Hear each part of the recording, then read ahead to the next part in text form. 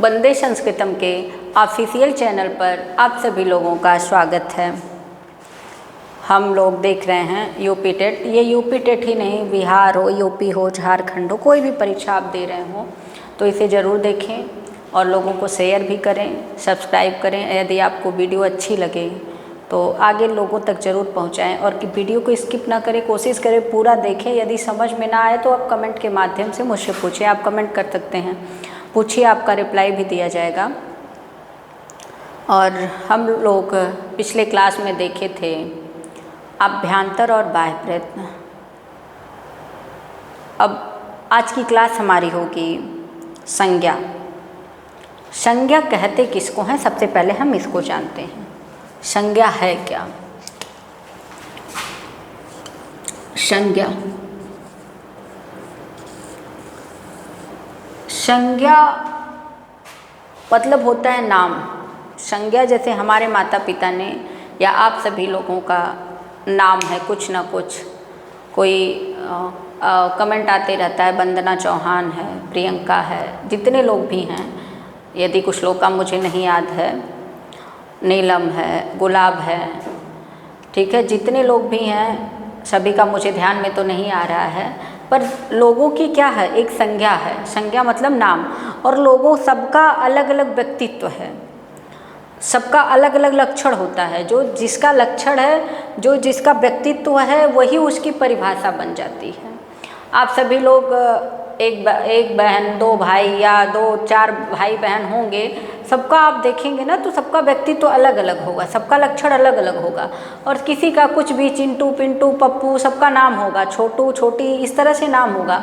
और सभी के सबका जो नाम है उसी को हम संज्ञा कहते हैं। और सबकी परिभाषा अलग अलग है, सबके जीवन की परिभाषा, सबका व्यक्तित्व अलग अलग है। कोई बहुत क्रोध वाला होता है, कोई बहुत शांत होता है। उसी तरह व्याकरण शास्त्र में पाणिनि भगवान ने भी कुछ संज्ञा दिया, कुछ नाम दिया कि आप इसको क्या कहेंगे, इससे किसका बोध होगा, इसकी परिभाषा क्या है। हम देख रहे हैं संज्ञा, और संज्ञा के साथ में उसकी परिभाषा।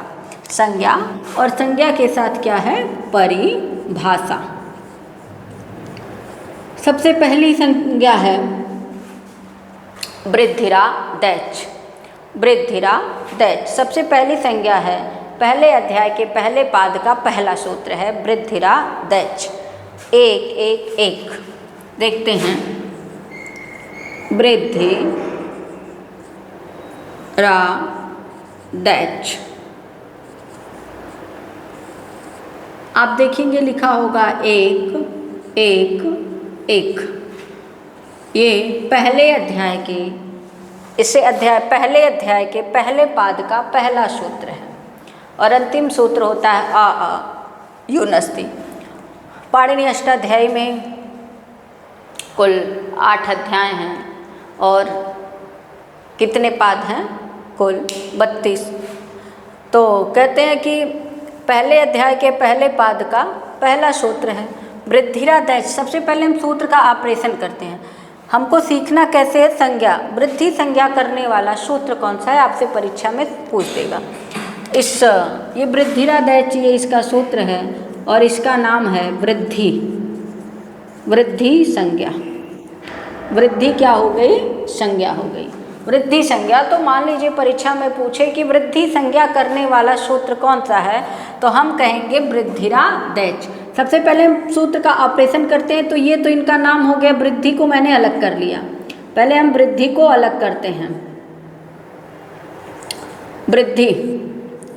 वृद्धि को अलग कर दिए, उसके बाद बनेगा र में आ लगा हुआ है, यहाँ से लेते हैं आत, ठीक। उसके बाद द के ऊपर ए की मात्रा है, एच। क्या बनेगा, एच। हम लोग बना रहे थे प्रत्याहार। प्रत्याहार में हमने आपको बताया था एच भी एक प्रत्याहार है। एच प्रत्याहार के अंतर्गत कितने वर्ड आएंगे, तो निकलेगा 2 वर्ड। अभी हम लोग थोड़ा सा लिख करके ट्राई करते हैं। अ ई ओ ड़, रे री क, ए ओ ङ, आई औ च, यहाँ क्या मिला? ए, पहला अक्षर क्या है? ए, और दूसरा क्या है? च। तो ए से उठाएंगे कहाँ तक जाएंगे? च तक।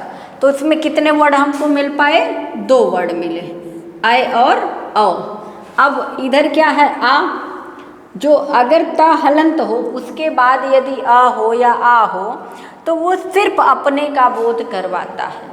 तपरह तत्कालश सूत्र होता है। फिलहाल ये टेट के लिए आप लोग इसमें घबराइएगा नहीं, आपसे इतना सूत्र नहीं पूछेगा, आप यहाँ बस इतना जानिए, आपसे पूछेगा कि वृद्धि संज्ञक वर्ड कितने हैं। तो एच प्रत्याहार में कितने वर्ड निकल गए? ए और औ। एच से किसका बोध हो गया? ए और औ का बोध हो गया। और ता के पहले क्या है? आ है। अब कुल मिला के कितने वर्ड हो गए? 3 वर्ड हो गए। आ, ए और औ। वृद्धि क्या हो गया? नाम हो गया। वृद्धि संज्ञा करने वाला सूत्र आपसे पूछेगा तो क्या बताएंगे? वृद्धिरा दैच। अब क्वेश्चन बना, अब आपको यहाँ रटने की जरूरत नहीं है। एक तो पूछ देगा कि एच प्रत्याहार के अंतर्गत कितने वर्ड आते हैं, तो क्या बताएंगे? ए से उठाएंगे च तक, इसमें 2 वर्ड आएंगे, ए और औ। जो इत संज्ञक है हम उसकी गणना करते नहीं हैं। और यहाँ र के बाद हमने आ को लिया, पहले हम क्या किए? इस शब्दों को तोड़ दिए, सूत्र को ही पूरा ऑपरेशन किया गया। वृद्धि को अलग किया गया, आत को अलग किया गया और एच को अलग किया। ता यदि हलंत हो तो उसके अपने बाद वाले का केवल अपना बोध करवाएगा, न कि दूसरे का। तो यहाँ से हमको क्या मिल गया? आ, ए और औ। ये हमारे पास वृद्धि संज्ञक वर्ड है। वृद्धि संज्ञा करने वाला सूत्र यदि आपसे पूछे तो बताएंगे वृद्धिरा दैच ना। आ, ए और औ, इसमें कितने वर्ड आएंगे? 3 वर्ड आएंगे। आ, ए, औ, इन तीनों की वृद्धि संज्ञा होगी। ये हमको संधि में भी पढ़ने को मिलता है। फिलहाल आप लोग के लिए इतना ही पर्याप्त है। वृद्धिरा दैच किसकी संज्ञा करता है? तो कहेंगे वृद्धि संज्ञा करता है। वृद्धि संज्ञा करने वाला सूत्र वृद्धिरा दैच है। इसमें कितने वर्ड आते हैं? 3 वर्ड आते हैं। कौन आता है, कौन नहीं आता है? क्वेश्चन आपसे बन जाएगा, आ, ए, औ लिखा है, मान लो लिखते ए, फिर पूछेगा कि वृद्धि संज्ञक वर्ड कौन सा नहीं है, तो कौन सा नहीं होगा? ए नहीं हो जाएगा। वृद्धि संज्ञक वर्ड जो है वो ए नहीं है। हमने सूत्र को तोड़ा, सूत्र से तोड़ करके सीखेंगे यदि तो आसान लगेगा, अन्यथा रटना बहुत मुश्किल होगा। कभी भी सूत्र तोड़ करके सीखने की कोशिश करिए। फिर क्या है? दूसरी संज्ञा लेते हैं। एक तो हुआ वृद्धिरा दैच, वृद्धि संज्ञा। उसके बाद देखते हैं गुण संज्ञा। गुण संज्ञा, हाँ एक चीज और बता दे रहे हैं, कभी कभी पूछता है ना कि वृद्धि संज्ञा करने वाला सूत्र कौन सा है, तो लोग ध्यान नहीं देते हैं, लिख देते हैं वृद्धिरेच। वृद्धिरेच जो है वो वृद्धि संधि करता है, और जो वृद्धि संज्ञा करता है वो वृद्धिरा दैच है। तो ऑप्शन में दे देगा कि वृद्धि संधि करने वाला सूत्र कौन सा है, तो आप कह देंगे वृद्धिरा दैच। या पूछ दे कि वृद्धि संज्ञा करने वाला सूत्र कौन सा है, तो कह देंगे वृद्धिरेच। वृद्धि संज्ञा करने वाला सूत्र जो है वह वृद्धिरा दैच है, और वृद्धि संधि करने वाला जो सूत्र है वह वृद्धि रेच है, वह वृद्धि रेच है। अब ये पूछे अगर कि वृद्धि क्या करता है, ये संज्ञा करता है, और वृद्धि संधि करने वाला सूत्र, वृद्धि संधि करने वाला सूत्र करने वाला सूत्र वृद्धि रेखची। ठीक, यहाँ हम आपको पढ़ाएंगे तो बताएंगे। एच प्रत्यय वृद्धि रेच। और अब हम देखते हैं गुण संज्ञा। देखिए गुण संज्ञा करने वाला सूत्र दूसरा है और गुण संधि करने वाला सूत्र दूसरा होता है। जो गुण संज्ञा करने वाला सूत्र है वो अधीन गुणा है, और गुण संज्ञा करने वाला जो सूत्र है, अभी इसकी जरूरत लगेगी, जो गुण संज्ञा करने वाला सूत्र है वो अधीन गुणा है। आपसे पूछेगा कि गुण संधि करने वाला सूत्र, तो क्या बताएंगे? आद गुणा। गुण संधि करने वाला सूत्र यदि पूछे आपसे, संधि पढ़ाएंगे तो आपको बताएंगे। गुण संधि करने वाला सूत्र जो है, गुण संधि करने वाला सूत्र जो है वह है आद गुणा, आद गुणा। और पूछेगा कि गुण संज्ञा करने वाला सूत्र कौन सा है, तो बताएंगे अधीन गुणा, अदेंग गुड़ा। अब यहाँ भी हम क्या करते हैं, गुण एक नाम हो गया, खाने वाला गुण नहीं है, ध्यान रखिएगा। ये गुण क्या है, नाम है। यहाँ पाणिनि भगवान ने इन जो जितने वर्ड हैं उनके लिए इन्होंने एक जगह बना दिया कि भाई आपके परिवार है तो जितने बड़े बड़े लोग थे उनको एक जगह किया, आ ऐ औ निकल गया। फिर जो गुण संज्ञा करने वाला सूत्र है वो अदेंग गुड़ा। यहाँ भी हम सूत्र को तोड़ते हैं, देखते हैं। आ है, उसके बाद द है, द के स्थान पे त हो जाएगा तो क्या बनेगा, अत। अब यहाँ हम जब व्यंजन से स्वर को अलग कर देंगे तो त आधा हो जाएगा। उसके बाद क्या है, एक ही मात्रा लगी है, फिर क्या बनेगा, एंग प्रत्याहार बनेगा। ठीक, एंग प्रत्याहार में कितने वर्ड आएंगे इसको देखते हैं। ए और ओ, ए और ओ। ऐच प्रत्याहार में भी 2 वर्ड आया, ऐ और औ। ऐच प्रत्याहार बना, यहाँ हमको मिला था ऐच, यहाँ क्या मिला, एंग मिला, अत। तो हमने बताया कि यदि ता हलंत होगा तो वो सिर्फ अपने वाले का बोध करवाएगा। अत के पहले है अ, उसके बाद एंग प्रत्याहार में कितने वर्ड हो गए, ए और ओ, ए और ओ। तो गुण संज्ञा करने वाले भी वर्ड कितने हैं, 3 हैं। और गुण वृद्धि संज्ञक वर्ड कितने हैं, वो भी 3 हैं। इन दोनों को मिला करके अयादि संधि बन जाती है। ए चो ऐ वा या वह पढ़ते हैं हम लोग, ए ओ ऐ औ। ये गुण, मान लीजिए कभी कभी ऐसे क्वेश्चन भी बन जाता है कि कौन से ऐसे दो बन करके वहाँ अयादि संधि बन जाएगी, तो ये जो है वृद्धि संज्ञा और गुण संज्ञा दोनों का योग किया जाएगा तो अयादि संधि बन जाएगी। ए ओ ऐ औ। गुण संज्ञा करने वाले जो सूत्र हैं वो हमारे पास कितने हैं, गुण संज्ञा करने वाला सूत्र है अदेंग गुड़ा, और इसमें कितने वर्ड आएंगे, आ ए और ओ। ठीक है, आ ए ओ, इन 3 वर्डों की गुण संज्ञा होती है। तो गुण संज्ञा किसकी नहीं होगी, आ ए ओ के अतिरिक्त यदि औ हो तो उसकी नहीं होगी। किसकी होगी और किसकी नहीं होगी इसको आप ध्यान रखिए। जैसे उदाहरण हो जाता है रमेश, सुरेश, महेश ना। अभी यहाँ हम आपको संधि नहीं बता रहे हैं पर ए ओ इत्यादि मिलता है। सूर्योदय, सूर्योदय में क्या है, ओ है। ठीक है, हमें लगता है कि आप समझ गए होंगे। कुछ भी ज़्यादा पूछेगा नहीं। गुण संज्ञा करने वाला सूत्र अदेंग गुड़ा, गुण संधि करने वाला सूत्र आद गुड़ा, वृद्धि संज्ञा करने वाला सूत्र वृद्धिरादैच, और वृद्धि संधि करने वाला सूत्र वृद्धिरेच, और वृद्धि संज्ञा करने वाला सूत्र जो है वो वृद्धिरादैच है। अदेंग गुड़ा गुण संज्ञा करता है, आद गुड़ा गुण संधि करता है। गुण संज्ञक वर्ड कितने हैं, 3 हैं। वृद्धि संज्ञक वर्ड कितने हैं, 3 हैं। दोनों मिला गुण और वृद्धि संज्ञक कुल मिलाकर कितने वर्ड हो जाएंगे, तो कहेंगे 6 वर्ड हो जाएंगे। गुण और वृद्धि संज्ञक वर्ड कैसे वर्ड गिने गए, तो जितने संयुक्त थे, संयुक्त और आ आया है। ठीक है, ये गुण और वृद्धि संज्ञक वर्ड हो गए हमारे पास। अब आगे हम देखते हैं संयोग संज्ञा। संयोग संज्ञा क्या है इसको देखते हैं। यदि आपको लिखना रहे तो रोक करके वीडियो स्क्रीनशॉट ले सकते हैं। गुण संज्ञा वृद्धि संज्ञा 2 सूत्र हुआ। आगे देखते हैं संयोग संज्ञा करने वाला सूत्र। इसको जरा ध्यान से रखिए, देखिएगा, थोड़ा सा लंबा सूत्र है। ये सूत्र आपसे क्या कहता है, संयोग संज्ञा को देखते हैं हम।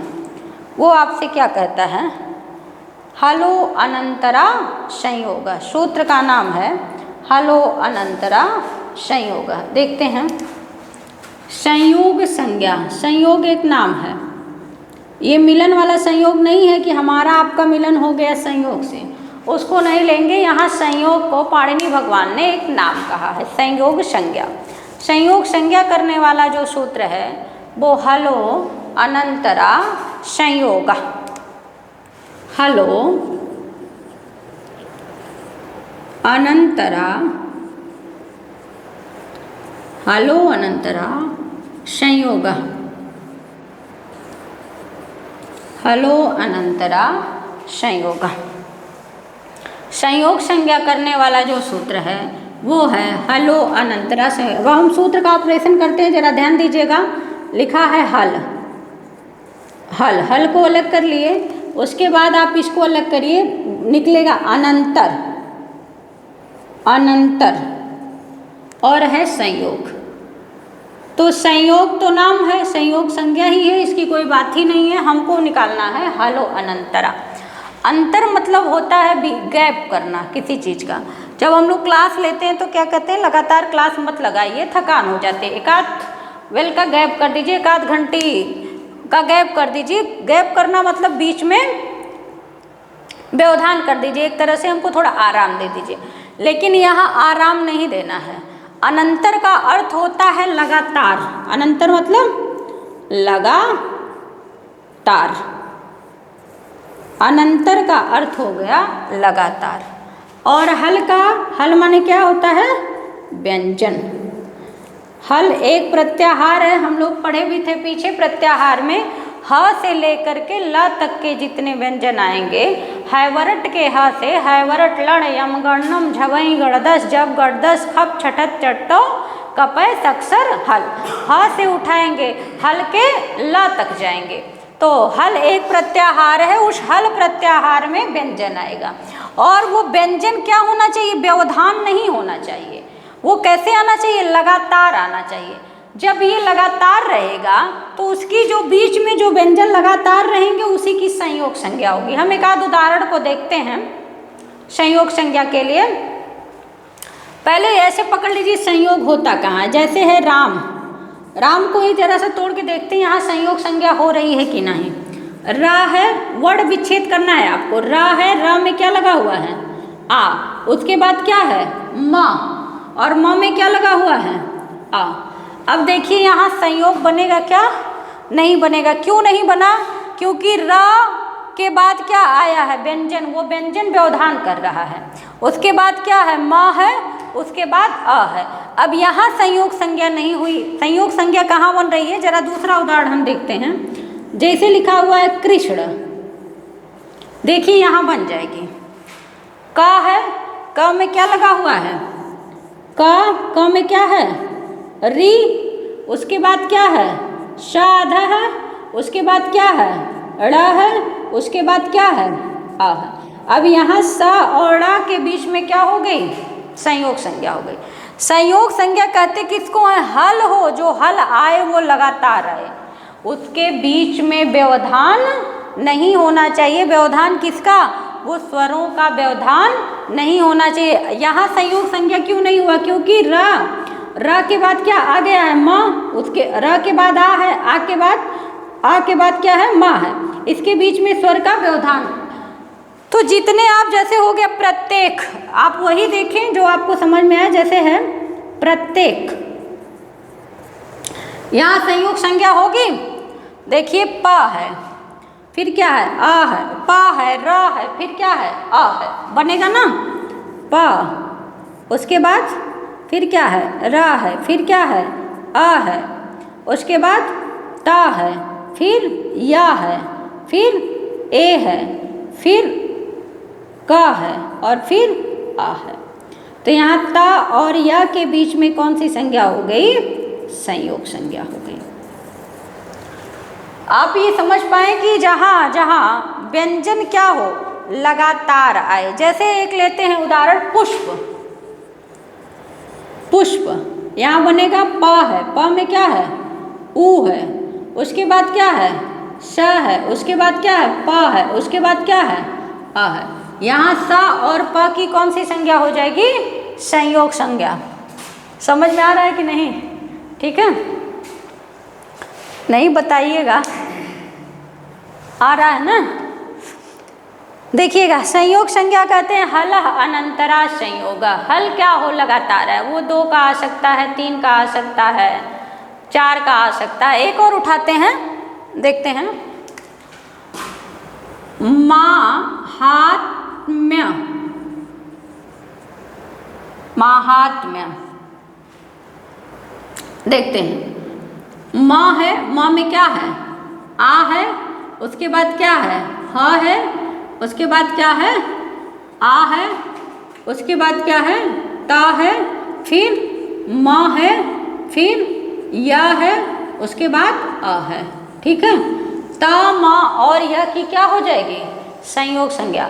वो जहाँ व्यंजन क्या हो, लगातार आए। जैसे किसी का नाम सृष्टि है, उसमें बन जाएगा ना। जिन लोगों के बीच में आप देखेंगे ना आधा व्यंजन मिल रहा हो, देखिए व्यंजन में भी संयोग संज्ञा बन जाएगी। व्यंजन में भी देखा जाएगा तो यहाँ और ज की क्या बनेगी, संयोग संज्ञा बनेगी कि नहीं बनेगी, बन जाएगी ना। यहाँ भी यहाँ और ज की संयोग, अनंतर में खुद ही संयोग संज्ञा बन रही है ना।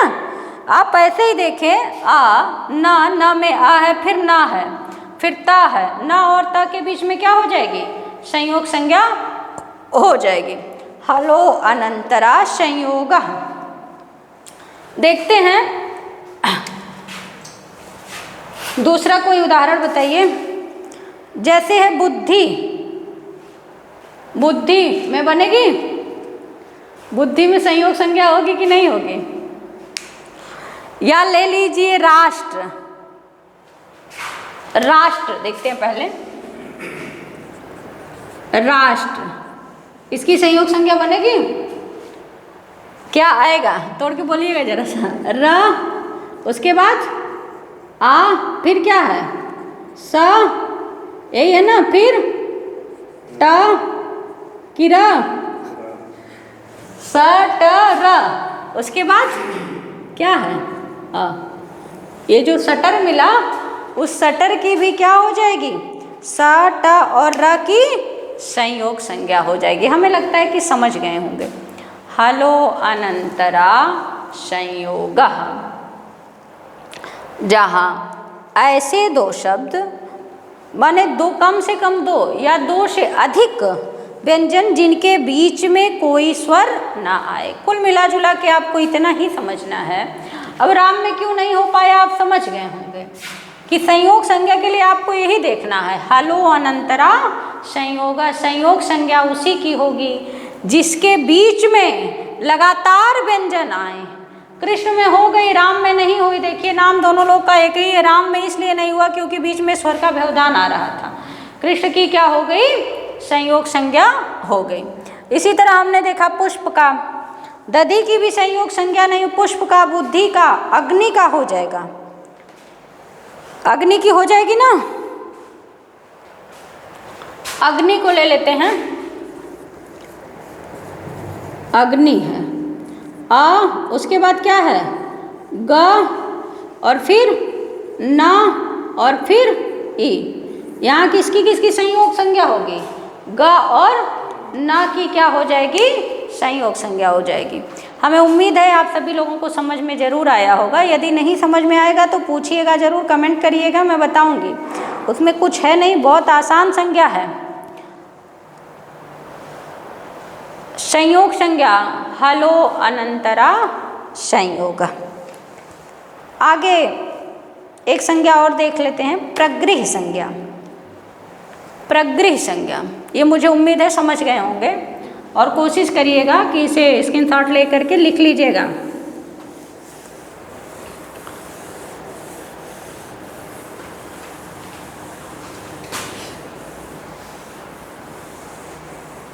संयोग संज्ञा के बाद हमको लगता है तुरंत देख लेना चाहिए उपधा संज्ञा। चौंत्यादिटी, चलिए पहले प्रगृह संज्ञा को ही देख ले रहे हैं। प्रगृह संज्ञा, प्रगृह संज्ञा, इसका सूत्र है ईदु देत द्विवचनम। ई दो देत द्विवचनम सूत्र है। ईदु देत द्विवचनम प्रगृह संज्ञा नाम है। आपसे पूछेगा कि प्रगृह संज्ञा करने वाला सूत्र कौन सा है, तो कहिए ईदु देत द्विवचनम। अब सबसे पहले हम सूत्र का ऑपरेशन करते हैं, देखते हैं, सूत्र को तोड़ते हैं। इधर क्या लिखा है, दीर्घ ईकार अंत है, तो ई और द के स्थान पे ता कर दीजिए, तो क्या बनेगा, ईत।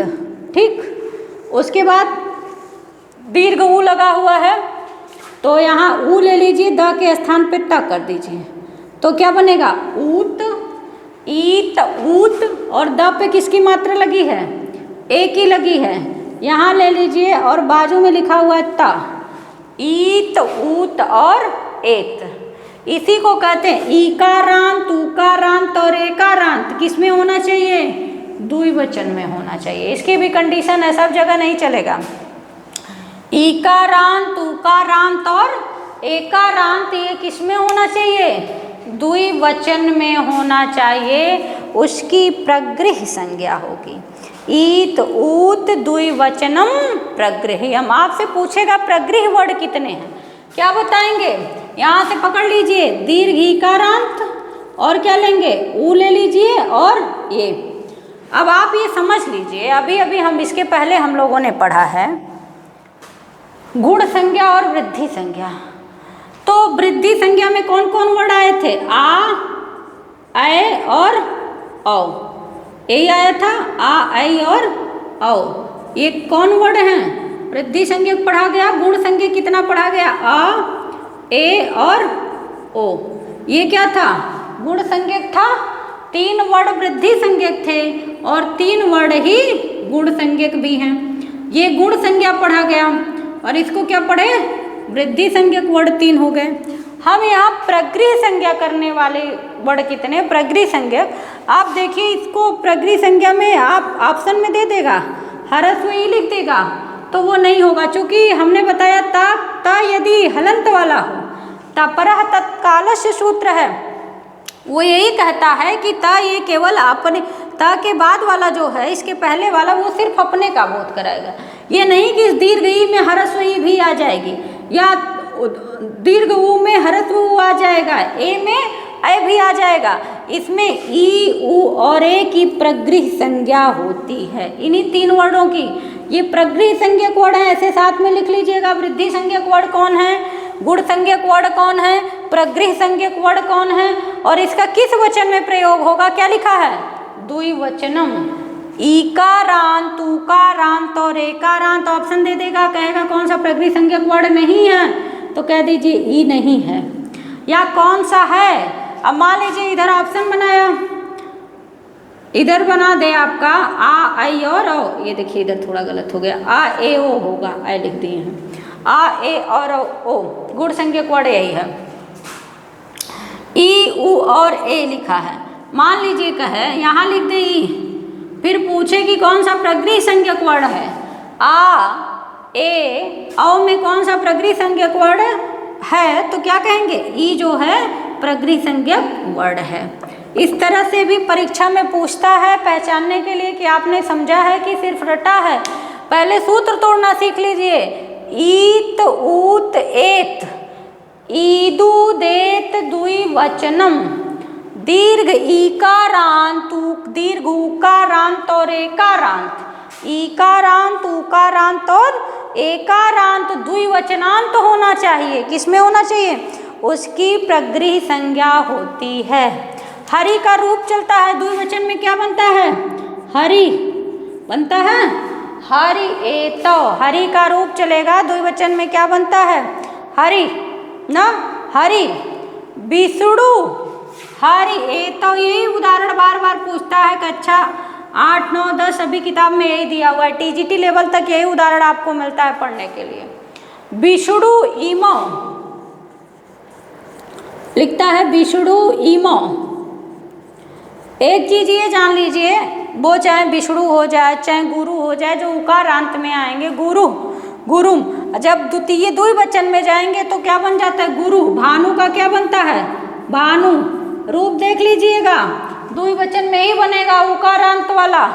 ईकारांत, उकारांत और एकारांत, जितने ईकारांत द्विवचन में जाएंगे, जब हम एक वचन में रहे हरि, हरि, हरिम, हरिड़ा, ठीक है, हरि, हरि, हरया। अब जब जैसे जाते हैं द्विवचन में हरि, और यहाँ भी आपको इधर विष्णु क्या है? उकारांत है और किसमें है? द्विवचन में है। उसके बाद वाला जो उदाहरण है वो है गंगे अमु। ये भी खूब पूछता है। गंगे, ये देखिए हलंत कर दिए, इस तरह से लिख दिए हैं, गंगे अमु, गंगे अमु। ये क्या है? एकारांत है। एक उदाहरण देखिए एकारांत का हो गया, ये है उकारांत का, ये है ईकारांत का। यही 3 उदाहरण बहुत पॉपुलर है जो सभी परीक्षाओं में पूछता है और यही पुस्तक में भी दिया हुआ है ना। प्रगृह संज्ञा करने वाला सूत्र पूछेगा तो क्या बताएंगे? ईदुदेत द्विवचनम प्रगृहेयम। पूछेगा गुण संज्ञा करने वाला सूत्र तो क्या बताएंगे? अदें गुणः। पूछेगा वृद्धि संज्ञा करने वाला सूत्र तो बताएंगे वृद्धिरा देच। पूछेगा वृद्धि संधि करने वाला सूत्र तो बताएंगे वृद्धिरेच।